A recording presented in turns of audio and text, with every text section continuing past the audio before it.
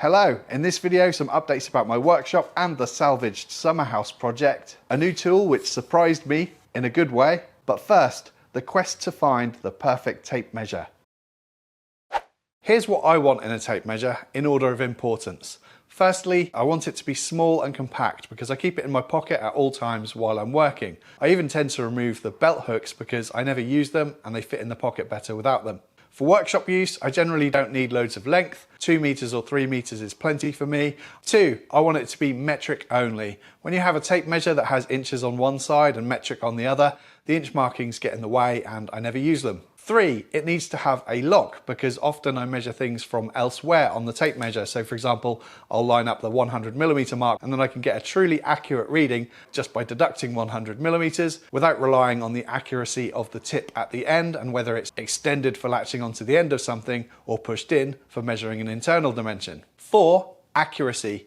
Class 3 are the least accurate. Most tape measures tend to be class 2, meaning they are accurate to within 2.3mm over a 10-meter span, which to be honest is pretty accurate anyway. Class 1 tape measures though are accurate to within 1.1mm. Now the reason that accuracy is less important to me than the things I've already mentioned is because as long as I'm using the same tape measure for all of my measurements during a project, consistency is more important to me than true accuracy, and that's why I have multiple of the same tape measure, so if I misplace one, I can just grab another one and I know I'm using the same tape.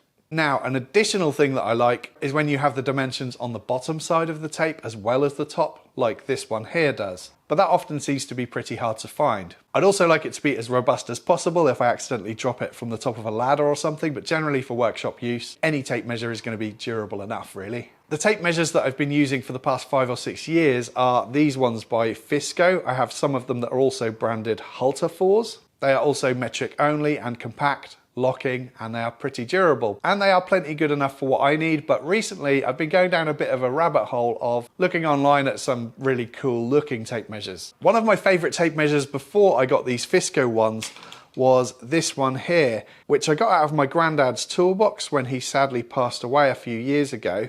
This is a vintage Stanley, and as you can see it's really small and compact, no belt hook, and it just looks and feels great. It's just a really nice thing. Sadly, it has inches and there's no lock on it either. Anyway, when I was looking around at tape measures that are available online, I came across this one.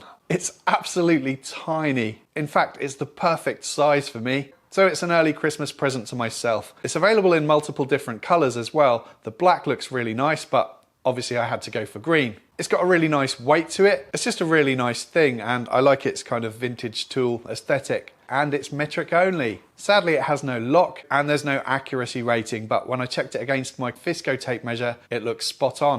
The main downside of this tape measure is that because it's so small, the tape really doesn't have any rigidity to it. It's pretty floppy, so it doesn't hold its shape like the other ones do. Another one that I came across and again had to treat myself to is this Lufkin, which isn't as beautiful as the Penco, but it also has that vintage charm, and the beauty of this one is it's really cheap. It's really small, it has a nice lock. It is plastic, but it doesn't feel cheap. And if I didn't already have the Fisco ones, I could easily see myself buying 5 or 6 of these and just having them dotted around the workshop. Just a really good, inexpensive tape measure that ticks most of the boxes. Anyway, for me, the perfect tape measure still doesn't exist, unfortunately. I really wish I could design my own and get it manufactured. Something as beautiful as the Penco, with an all-metal body, but with all the features that I want. That would be the dream. Anyway, I just wanted to show these off as I thought they were cool, and I'll leave links to all of the tape measures mentioned if you're interested in checking any of them out.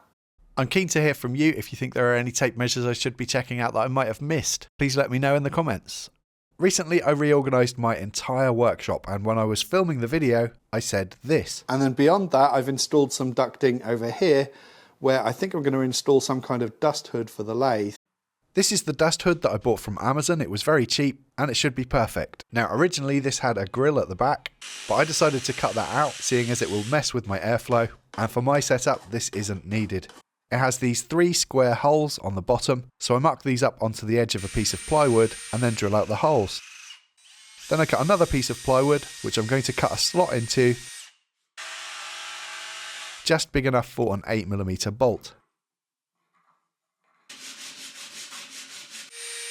I get that piece secured to the centre of the first piece and then get the hood mounted. Now using an M8 bolt, some large washers and an M8 knob, I can get this mounted to the bed of the lathe. This is basically going to allow me to position it wherever I need to, much like the banjo. Now the hood isn't really going to help with chips because they mostly fly forward with some momentum, although it will catch some of them. Where it is really effective though is when sanding. Hopefully you can see all of those fine dust particles being sucked in, which is great because when I'm wearing my face shield, I find it really uncomfortable to also wear a respirator. The one problem I had with this though is that I couldn't position the tool rest close enough to the workpiece, so I just need to make a modification. And that's problem solved. This is a great solution. In a previous update video, I talked about my next big project, which is to build a garden room or summer house, and the plan is to make it entirely from salvaged materials. And as you'll see, I've made some good progress with what to me was the most intimidating part of the project, clearing this section of garden. And actually it was pretty easy. It only took me 2 or 3 hours. There were basically 2 small trees and some shrubs, and the stumps of those trees, fortunately for me, didn't put up too much of a fight. Yes. The next job is to level off the ground, and then I'll just leave it to settle for a bit, and then I can start building in the new year.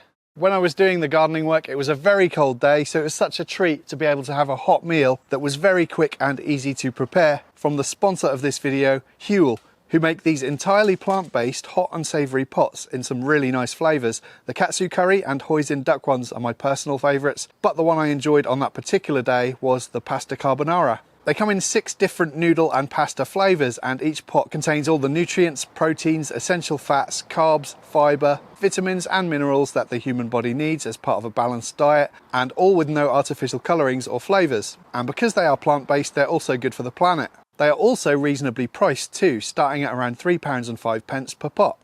As a side note, these pots are really useful in the workshop too, for when I'm applying finishes. And as if all that wasn't enough, every customer receives a free t-shirt with their first order. Please check out the link and promo code in the description box if you're interested in trying them out. And thank you to Huel for sponsoring this video.